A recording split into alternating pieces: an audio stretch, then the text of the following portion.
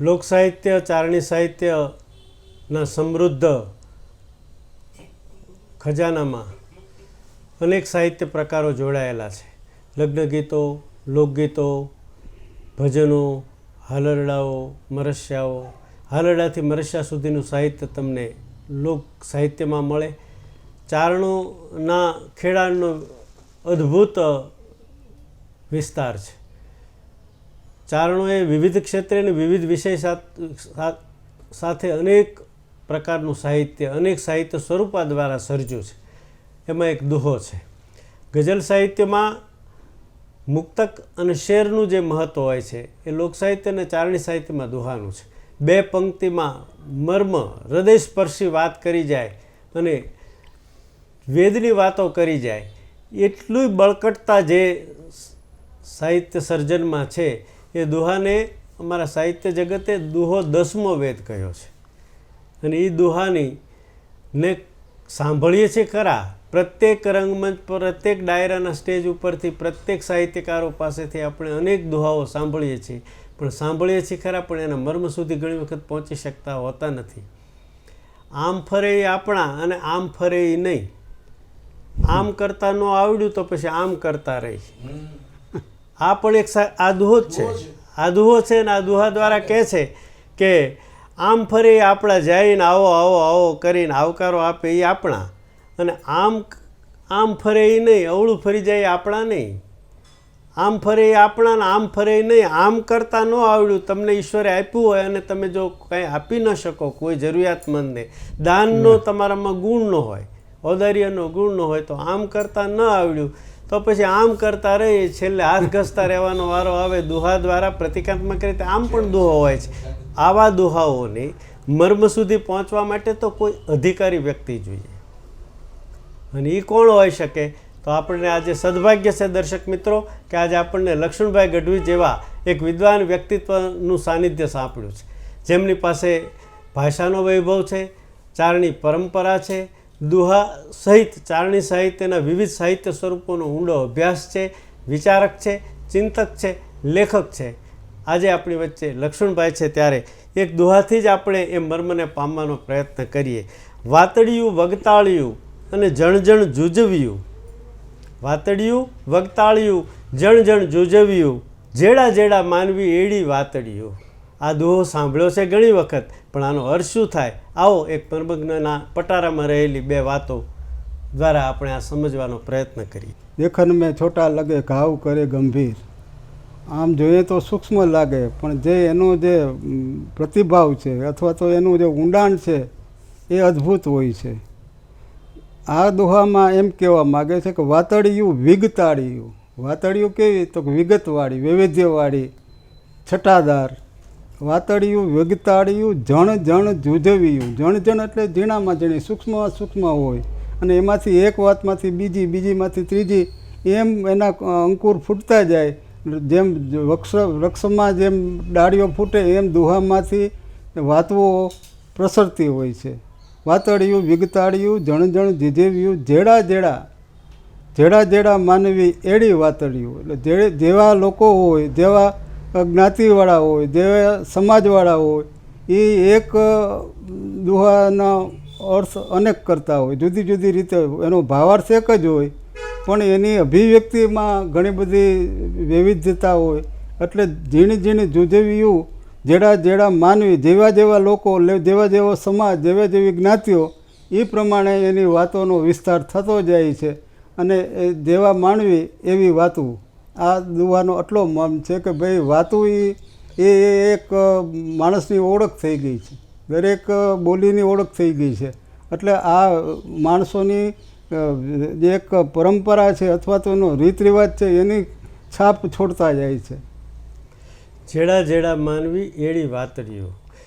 માણસનું જેવું સ્તર હોય એ પણ એવા સ્તરે વાત થઈ શકે છે. સરસ દુહાનો મર્મ આપણને સંભળાયો. બીજો એક દુહો છે, વિષય વૈવિધ્ય લેવાનો પ્રયત્ન કર્યો છે ત્યારે આભા ગળે બીજા જબે અને પવન ઉડાડે ખે, જગ આખું જીવાડવા મહી પર આવ્યો મેં. આ ખરેખર તો આ માલધારીનો દુહો છે. માલધારી પશુપાલન આરે સંકળાયેલા છે. એટલે પશુપાલન પાછા વરસાદ ઉપર આધારિત હોય છે. એટલે જ્યારે દુષ્કાળ હોય, દુષ્કાળ પૂરો થાય અને સારામાં સારો વરસાદ આવે ત્યારે માલધારી ચારણ અથવા માલધારી કોઈ પણ જ્ઞાતિના હોય એ આભા ગળે એટલે આભ ઉપર જોવે છે, ગડગડાટ થાય છે. એને એમ થાય કે આ વરસાદ આવ્યો, આભા ગળે વીજા જબે એટલે વીજનો ચમકારો થાય છે. પવન ઉડાડે એટલે કે વાવાઝોડું આવતું હોય, પવન ઉડાડે ખે જગ આખો, જગ એટલે જે વરસાદ છે ને એ પ્રાણી માત્ર, જીવ માત્ર અને મનુષ્ય માત્રને જીવાડે છે. કારણ કે પાણી એ એક આપણો શરીરનો એક જરૂરી ભાગ છે. એટલે એ વગર તો ચાલે જ નહીં. એટલે પાણી વગર તો કોઈ વસ્તુ જીવે નહીં, પશુ પ્રાણીઓ જીવે નહીં. એટલે પાણી ઉપર આખું જગત જીવતું હોય છે. મહી પર એટલે ધરતી ઉપર આવ્યો કે ધરતી ઉપર જે આ છે ને એ વરસાદનો આગમનનો દુઓ, વરસાદને આગમનને આવકારે છે ચારણ અને એના ઉપર એ રીઝી જાય છે ને એનો આ દુઓ છે. દલના ડામણ દઈ ઊભું ઊંટ વાહરે, રોયું રાતે પાણીએ પાદર તારા પોરહા. આ જે ઊંટ છે ને એ સમૂહ જીવનનો પ્રાણી છે. ઊંટ જ્યારે બધા સાથે હોય ત્યારે આનંદ કિલોલ કરતા હોય, પણ એમાંથી એક ઊંટને જુદું પાડીએ તો એ જે ઊંટ હોય છે જુદું પડેલું એવો આક્રંદ કરે કે માણસ, સામેવાળા માણસ રડવા માંડે. એટલું બધું ક્રૂર આક્રંદ એના સમૂહમાંથી જુદા કરતા થાય છે. કે દલનું દામણ દઈ એટલે જો એને જુદું પાડી દઈએ તો પછી એ એટલું બધું આક્રંદ કરે કે આપણાથી જોવાય નહીં. આ સમૂહમાં રહેવા માટેનો આ દુઓ છે. દલનું દામણ દઈ ઊભું ઊંટ વાહરે એટલે કે ઊંટ જુદું પડી ગયું. રોતે રાડે પાણી એટલે કે પાણીના ધોધમાર આંખમાંથી વરસતો હોય, એના રાતે પાણીએ રોતા હોય એવો વિરહ એ કરતા હોય છે.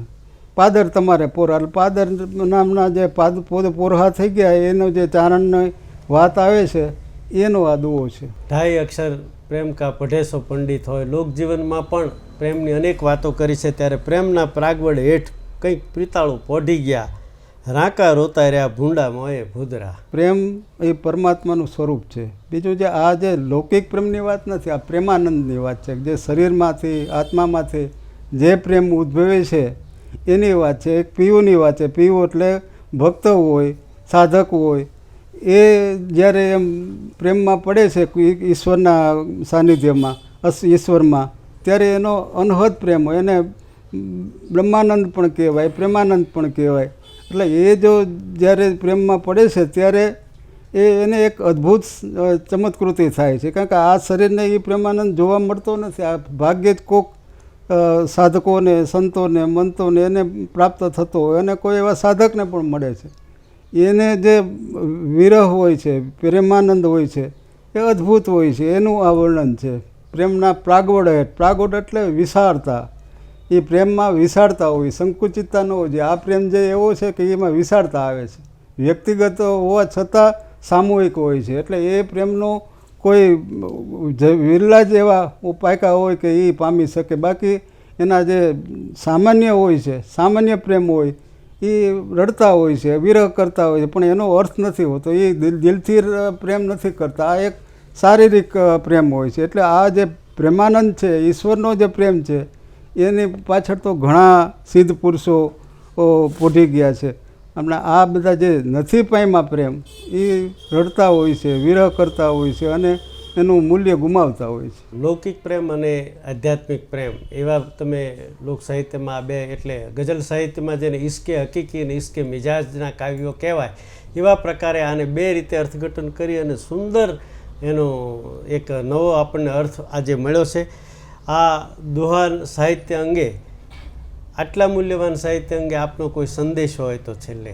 દોહાના તો ઘણા પ્રકાર છે. એમાં કે દોહા છે ને 24 માત્રનો છંદ છે. હવે 24 માત્રનો છંદ છે, એમાં 23 તો એના પ્રકારો છે. એટલે કેટલો સૂક્ષ્મ છે. દોહાનું બંધારણ 13 અને 11 માત્ર. એમાં સોરઠ એવો દુઓ છે એ એનું જુદું માપ છે, પણ માત્રામાં છે એટલે 24થી વધતા નથી. પણ પહેલાં 13 આવે ને પછી 11 આવે એવું પણ બને છે. એટલે દુહો છે ને એની રચના ઘણા બધા છે ને એ ગઝલમાં વયા જાય છે અને એ ગઝલને દુઓ બનાવી દે છે. એટલે સૌ પ્રથમ દુહાનું રણપિંગલમાં, દલપત પિંગળમાં એટલું બધું બંધારણ ચોખ્ખું આપ્યું છે, સ્પષ્ટ આપ્યું છે.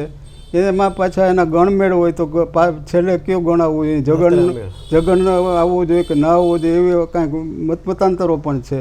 પણ દુહા માટે તો દુહો જે સોરઠિયો દુહો છે ને એ સોરઠિયા ચારણોએ લખેલો એવો મેઘાણીનો મત છે. પણ એ સિવાય તુંબેલો પણ દુહાએ રચના કરી છે, પણ તુંબેલ તો તલવારું લઈને ફરતા હોય છે, એટલે એ એને માટેનો એક દુહો છે. એટલે દુહા માટે તો એક તો ગંભીર હોવું જોઈએ, એક તો નાનું કદ ટૂંકું છે ને વ્યાપ વધારે છે. દુહો 24 માત્રનો, પણ એ જેની વ્યાખ્યા કરીએ ને તો શબ્દકોશ ટૂંકા પડે એમ છે. એટલો બધો દુહો મરમિલો છે. અને ચારણોએ જેટલા દુહા લખ્યા એટલા ઇતિહાસમાં કોઈ લખ્યા નથી. ને બધા યુદ્ધના છે, પ્રેમના છે, મિત્રતાના છે, વીરતાના છે, શિષ્ટતાના છે. તો ચારણોએ દુહાનું જે વૈવિધ્ય રાખ્યું છે ને એવું કોઈ સાહિત્યકાર હજી સુધી સર્જ્યું નથી. એટલે દુહાનું જે બંધારણ છે એમાં આપણે ચોક્કસ રહીએ એવો મારો આજે બધાને સંદેશ છે. ખૂબ આભાર સાથે લક્ષ્મણભાઈ મૂલ્યવાન સમય સાથે સાહિત્ય ચારણી સાહિત્યનું અગત્યનું સ્વરૂપ એટલે દુહો, અને દુહા 10મા વેદને માર્મિક રીતે અને બંધારણીય રીતે પણ સમજાયો કે રણપિંગલ જેવા શાસ્ત્રોક્ત આધારો આપી અને એમણે દુહાને જુદી જુદી રીતે આપણને સમજાવવાનો પ્રયત્ન કર્યો છે. દુહો 10મો વેદ શીર્ષક તળે આપણે દુહાના મર્મ સુધી પહોંચવાનો વિદ્વાન સાહિત્યકારો દ્વારા પ્રયાસ કરી રહ્યા છે. એના ભાગરૂપે આદરણીય લક્ષ્મણભાઈ ગઢવી દ્વારા આપણે દુહા 10મા વેદના કેટલીક માર્મિક વાતો સાંભળી, અને હવે એવા જ એક વિદ્વાન સાહિત્યકાર યશવંતભાઈ લાંબા ઉપસ્થિત છે. ત્યારે આપણા સૌ વતી આદરણીય શ્રી યશવંતભાઈનું હૃદયથી સ્વાગત છે. સૌ દર્શક મિત્રો, દુહા 10મા વેદ શીર્ષક તળે જ્યારે આપ અહીંયા પધાર્યો છો ત્યારે દુહા દ્વારા કહેવાતી નાનકડા ફોર્મેટમાં કહેવાતી, હમણાં જ મુરબ્બી શ્રી લક્ષ્મણભાઈએ કહ્યું એમ, એ નાનકડું સ્વરૂપ છે પણ શાસ્ત્રોક્ત સ્વરૂપ છે. એના દ્વારા એ લોકહૈયા સુધી પહોંચેલું સ્વરૂપ છે, પણ એના મર્મ સુધી પહોંચવાનો એક વિદ્વાન દ્વારા પ્રયત્ન થાય છે. ત્યારે એક પ્રથમ દુહાથી શરૂ કરીએ તો કૃષ્ણ પ્રેમની અનેક રચનાઓ છે. એમાં એક દુહો ગોકુળિયું ગમતું નથી અને જમના ખારી ઝેર, વાલા સાથે વેર તે સિદ્ધને કરાવ્યા શામળા. યશવંતભાઈ. કૃષ્ણ ભક્તિ સાથે જોડાયેલા અનેક કાવ્યો, દુહાઓ, છંદો, ગીતો, રસિયાઓ આપણે આપણી પરંપરામાં સાંભળીએ છીએ. रामधारी सिंह दिनकर तो एम बोला है कि सारे विश्व को काट डालने वाली वो अरबों की तलवार यमुना में आके डूब गई. क्यों? कि उसको वो काली कमली वाला और काली कमली वाला श्याम इकट्ठा हो गया और एक सूफी परंपरा के ऊपर अरबों की नज़र पड़ गई. फिर अरबों की कोई चढ़ाई भारत में नहीं हुई. आ कृष्ण कॉन्शियसनेस એની સાથે જોડાયેલો આ દુહો. ગોકુળિયું ગમતું નથી, જ્યાં પોતે રહે છે, જ્યાં પોતે સ્થિર છે, જ્યાં પોતાનું વતન છે એ હવે ગમતું નથી. જમુના ખારી ઝેર, એને માથે તે જમુનાના જે પાણી વહે છે એ પણ ઝેર જેવા લાગે છે. કાં વાલા સાથે વેર એ સિદ્ધને કરાવ્યા હામળા. એ કૃષ્ણ, તું અમને બધાને મૂકીને શા માટે ગયો? એવું તો તને શું એ મને ઓબ્જેક્ટ ઊભા થયા, શું ટાર્ગેટ ઊભું થયું? એને કારણે અમારી જે સ્થિતિ થઈ છે એટલે જ કદાચ એ ભગોચાણ બોલે છે, મારા વાલાને ઓઢીને કહેજો, એનો કોક કાંટલો પકડજો કાનાનો. એ ગોકુળિયું ગમતું નથી. એ આ દુહામાં એ કૃષ્ણ સાથે બાંધવાની, કૃષ્ણ સાથે દલીલો કરવાની, કૃષ્ણ કોન્શિયસ સાથે, અને not only Krishna conscious is there. એમ કોઈપણ વ્યક્તિ સાથેના પોતાના એટેચમેન્ટમાં ક્યાંય ગેપ પડે એટલે આ જ દુહો કૃષ્ણને નામે મારે. એક મોટામાં મોટી પરંપરા ભારતીય સંસ્કૃતિમાં એ રહી છે કે કૃષ્ણ દ્વારા કે રામ દ્વારા કે લોકગીત દ્વારા કે છંદો દ્વારા પોતાની વેદના કહેવાની સિસ્ટમ આવે છે. કહો રાધે પ્યારી મેં બોલી હારી ગોકુળ ગાવો ગિરધારી, એમ જ્યારે કહેવાતું હોય ત્યારે એને કંઈક બીજી જ વાત કરવી છે. એ વખતે બનેલી ઇવેન્ટ સાથે, એ વખતે બનેલી ઘટના સાથે જે છે એ એને કહેવાનું મન થાય છે. એવો દાખલો પણ દેવાનો છે કે પિંગળસિંહ પ્રતાપભાઈ નરેલાના પરિવારનો કોઈ દેવ થઈ ગયેલા અને એના અનુસંધાનમાં એ 12 માસા કીધા હતા. કહે રાધે પ્યારી મેં બોલી હારી ગોકુળ ગાવો ગિરધારી, હવે તું વિયોગ્યો છો તો કંઈક તારું મન થાય, કહે છે કે આવાગમન તો થયા જ કરે છે, તો કંઈક અમને સંભાળીને આવી છે, 12 મહિને તું અમને સાંભળસ. એ સ્મૃતિ જે છે એ આ દુહામાં એ સાથે સંકળાયેલી, ગોકુળિયું ગમતું નથી, જમના ખારી ઝેરમાં, એ આખી કૃષ્ણ સાથે જોડાયેલી એ વિરાટ સ્નેહ સ્મૃતિ અને એની સામેની એની દલીલ, એનો રોષ એણે આ દુહામાં પ્રગટ કર્યો છે. દોહાઓ વિષય વૈવિધ્યના અનેક કવિઓએ લખ્યા છે. એમાં સૂર્યવંદના કરતા, સૂર્યને નમસ્કાર કરતા, સૂર્યને પ્રાર્થના કરતા, જે કેટલીક દુહાઓ સાથે પ્રાર્થનાની સાથે કેટલીક પ્રાર્થનાઓમાં અપેક્ષાઓ યાચનાઓ પણ કરી છે. એવો એક દુહો જે અતિ લોકજીભે પ્રચલિત છે. ચોખા મગ તલ ઘઉં ચણા અને બાજર ઘઉં બોળા, સૂરજ સૌરોળા કીજે કાશ્યપ રાવ. મકર સંક્રાંતિનો સમય આવે ત્યારે હાથ ધાનનો ખીચડો કરે. હવે મજા એ છે કે એસ્ટ્રોનોમિકલ રિઝલ્ટ, એસ્ટ્રોલોજી નહીં, astronomical result of sun power જે છે એ મકર સંક્રાંતિના સમયમાં એ ઉત્તરાયણનો સૂર્ય બને છે જ્યારે ભીષ્મે પોતાના દેહને છોડેલો એવી કથા છે. હવે એ વખતે હાથ ધાનનો ખીચડો રંધાય છે, સમજ્યા? એટલે કે સૂરજના કિરણો દ્વારા અને સૂરજથી પ્રગટતી આ ચેતના દ્વારા આપણે 7 પ્રકારના ધાનના ટેસ્ટને પામીએ છીએ. એટલે રસોભાઈ સહબ્રહ્મનો જે સિદ્ધાંત છે એ વાયા સૂર્ય મળે છે, પણ આ માસ પબ્લિકને ક્યાં ખબર છે કે સૂર્ય આમ છે ને સૂર્ય આમ છે ને સૂર્ય તેમ છે. છતાં પણ કુદરતે એની પાસે દુહો લખાયો. દુહાનું અવતરણ થયું છે અહીં ચોખા, મગ, તલ, જવ, ચણા, આ 5. ચોખા, મગ, તલ, જવ, ચણા, બાજર, ઘઉં, બોળા, 5 ને 2 હાથ. ચોખા, મગ, તલ, જવ, ચણા, બાજર, ઘઉં, બોળા, હુરજ હવરોળા કીજે કશ્યપ રાવ. તે હુરજ અમારા જીવનમાં હાથે ધાનનો હવાજ, હાથે ધાનની મોજ ને હાથે ધાનની લહેર રાખજે. એ આ દુહામાં ઉતરી આવ્યું. એટલે ઘણી વખત કાં તો કોઈ પંડિતે પ્રયત્ન કર્યો હોય છે અને કાં કોકને લાડે કોડે હુરજ એમાં એના દુહામાં ઉતર્યો હોય એવી સ્થિતિ આ દુહામાં રચાઈ ગઈ. વ્યાસે વાંચી ના શક્યા પ્રેમ હુંદા પુરાણ. હા, 2.5 અક્ષર આખર કી બોલી મેં, આ 2.5 અક્ષરની જે વાત છે એમાં વ્યાસે વાંચી ન શક્યા. અનેક પુરાણો મહાભારત જેવા મહાકાવ્યો આપનાર વ્યાસે વાંચી ન શક્યા પ્રેમ હુંદા પુરાણ. વામે લોહી હુંદા લખાણ કોઈ ભેદું જ જાણે. વ્યાસે વાંચી, જે વ્યાસે પોતે લખ્યું છે, વ્યાસ પોતે એના સાક્ષી રહ્યા છે, એ પાત્ર દ્વારા પણ અભિવ્યક્તિના કેટલીક બાબતો એના કોરી રહી ગઈ છે. એવું આ દુહામાં, આ દોહાની પરંપરાના માણસોએ જાણે વ્યાસની વેદના વાંચી લીધી હોય એવી રીતે એણે દુહામાં કીધું છે. એનું એક્ઝામ્પલ આપીને એની સાથે લઈ જઈશું કે કૃષ્ણ અર્જુનને, દુર્યોધન અર્જુનને, કૃષ્ણને કહે છે કૃષ્ણ તું મોટો હું મોટો, એટલે કાને કાન પકડ્યો કે તું મોટો. આ મહાભારતમાં નહીં મળે, એટલે વ્યાસે વાંચી ન શક્યા. આ કથા નહીં મળે તમને મહાભારતમાં. કાના તું મોટો હું મોટો, એટલે કાને કાન પકડ્યો કે તું મોટો, તો તારે મને હિખામણ દેવાય. એટલે મૂંઝાઈ ગયા કાના. જે માએ પતિના પ્રાણ આ સૂરદાસ જોયો એટલે પોતાની જિંદગી પર આંખ માથે પાટા બાંધી દીધા. એના ખોળામાં જન્માજી કાના, અમને શિખામણ. એટલે જો તમે સતી, તેજ, પરમ, ભાવ્ય, દિવ્ય કહેતા હો તો એના ખોળાના અમે બાળક જઈ. કાના તારાથી અમને ન શિખામણ દે ભાઈ. કાને બીજો કાન પકડ્યો. કાના ઋષિઓ, મહર્ષિઓ, રાજર્ષિઓ સાંજના 5 વાગ્યા પછી તો મારા ફળિયામાં મારી કચેરીમાં ડાયરો ભરાતો મારા દાદા પિતામાં ભીષ્મની સામે અને પ્રશ્નો પૂછાતા. તે દિવસે એના ખોળામાં કાના અમે રમ્યા છે, તારે અમને હિખામણ દેવાય.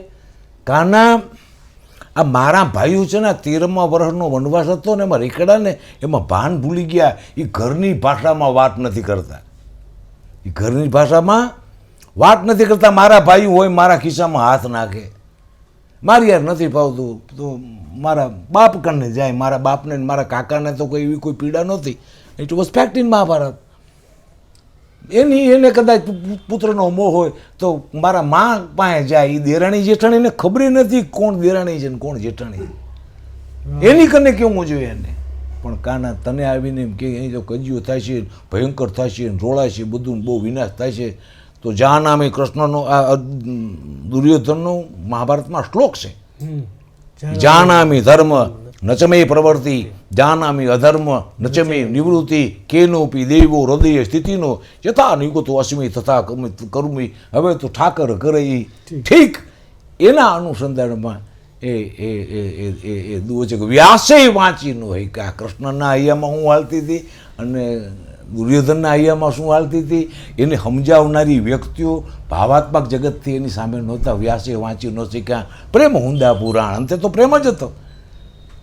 વ્યાસે વાંચી ન શીખ્યા પ્રેમ હુંદા પુરાણ, વામે લોહી હુંદા લખાણ, કોક ભેદી જાણે ભૂતરાજીની આંખમાંથી લોહી ટીપકા હોય એવા પ્રેમમાં જીવેલા એ એકબીજાના પ્રેમને સમજી ન હોય કે અને એની વેદના એ અધૂરી રહી ગઈ એવી સ્થિતિના અનુસંધાનમાં એ દુઓ વ્યાસે વાંચી ન શીખ્યાનો દુઓ છે. એ ભૂદરજી જોશીનો જ દુઓ છે, રાણા કંડોરણાવાળાનો.